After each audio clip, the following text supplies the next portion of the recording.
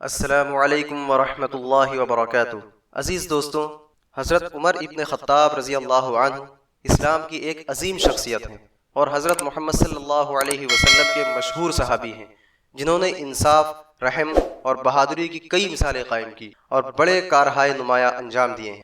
تو یہاں پر ہم ان کی زندگی سے ریلیٹڈ 15 حیرت انگیز فیکٹس کے بارے میں بیان کریں گے جو شاید آپ نے نہ سنے ہوں۔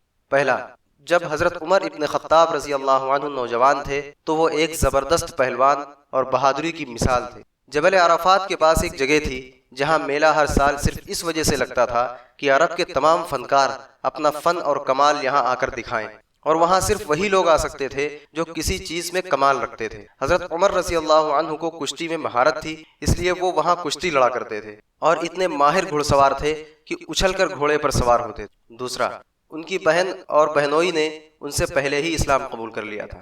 جب اسلام کا مکہ میں بول بالا ہوا تو حضرت عمر رضی اللہ عنہ سے پہلے ان کے بہن اور بہنوئی اسلام لے آئے، جبکہ حضرت عمر رضی اللہ عنہ اسلام کے سخت خلاف تھے۔ اس لیے جب ان کو پتہ چلا تو بہت سخت غصہ ہوئے، لیکن کچھ ایسا ہوا کہ وہی بہن اور بہنوئی ہی ان کے اسلام میں داخل ہونے کا ذریعہ بنے۔ تیسرا، انہوں نے حضرت محمد صلی اللہ علیہ وسلم کو قتل کرنے کا ارادہ کیا تھا۔ وہ نبی کریم صلی اللہ علیہ وسلم کو قتل کرنے کے لیے نکلے تھے، لیکن راستے میں پتہ چلا کہ ان کے بہن اور بہنوئی پہلے ہی اسلام قبول کر چکے ہیں، تو وہ ان کے گھر پہنچے اور ان پر بہت غصہ ہوئے۔ لیکن جب بہن اور بہنوئی نے سورہ طٰہٰ کی آیتوں کو دکھایا تو انہوں نے اسلام قبول کر لیا۔ چوتھا، پہلی بار کعبے میں مسلمانوں نے جماعت کے ساتھ نماز ادا کی۔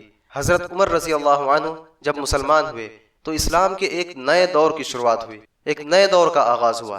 انہوں نے کھلم کھلا اپنے اسلام کا اعلان کیا اور وہ پہلے شخص تھے جنہوں نے حضور صلی اللہ علیہ وسلم کو مکہ میں کھلے عام نماز پڑھنے کے لیے آمادہ کیا، کیونکہ اس وقت تک مسلمان چھپ چھپ کر نماز پڑھتے تھے۔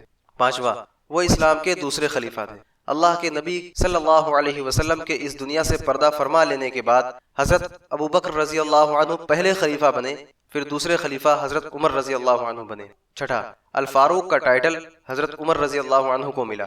الفاروق کا ٹائٹل انہیں ہمارے نبی کریم صلی اللہ علیہ وسلم نے ہی دیا تھا، جس کا مطلب ہے حق اور باطل کے بیچ فرق کرنے والا۔ ویسے تو پہلے ان کا نام عمر ابن خطاب تھا، لیکن اس کے بعد سے انہیں عمر فاروق کہا جانے لگا۔ ساتواں، سب سے پہلے انہوں نے ہی بیت المال قائم کیا۔ بیت المال جس میں امیروں کی زکوٰۃ، صدقہ وغیرہ جمع کیا جاتا تھا، یا جو سرکاری رقم ہوتی تھی اس کو بھی اس میں رکھا جاتا تھا، پھر وہ غریبوں یا حقداروں میں بانٹ دیا جاتا تھا۔ آٹھواں، آپ نے غلامی کا رواج کم کیا۔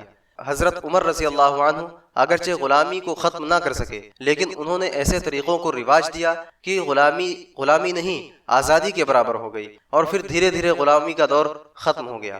نواں، ان کے دور میں مسلمانوں نے سپر پاور فارس یعنی پرشین امپائر کو ہرا دیا۔ دسواں، ان کی حکومت کے دوران مسلمانوں نے یروشلم کو فتح کر لیا تھا۔ انہوں نے مؤذن، ٹیچروں اور اماموں کو اپنے سنستھانوں یعنی اداروں میں تعلیم کے لیے تنخواہ لینے کی اجازت دی۔ بارہواں، دنیا میں پہلی بار انہوں نے عدالتی سسٹم قائم کیا۔ اس کے علاوہ نہریں، سڑکیں اور آرمی ہیڈ کوارٹر کا نرمان کیا۔ ساتھ ہی انہوں نے پہلا اسلامی ہجری کیلنڈر بھی جاری کیا۔ 13واں، پیارے نبی حضرت محمد صلی اللہ علیہ وسلم عمر میں ان سے 10 سال بڑے تھے، یعنی حضرت عمر رضی اللہ عنہ ہمارے نبی صلی اللہ علیہ وسلم سے 10 سال چھوٹے تھے۔ 14واں، انہیں ابو لولو فیروز نے شہید کر دیا تھا۔ جب آپ نماز کی امامت کر رہے تھے تب انہیں ابو لولو فیروز نے اپنی ذاتی دشمنی کی وجہ سے پیٹھ میں کئی بار چھرا گھونپا، جس کے زخموں کی تاب نہ لا کر آپ اس دنیا سے ہمیشہ رہنے والی دنیا کی طرف روانہ ہو گئے۔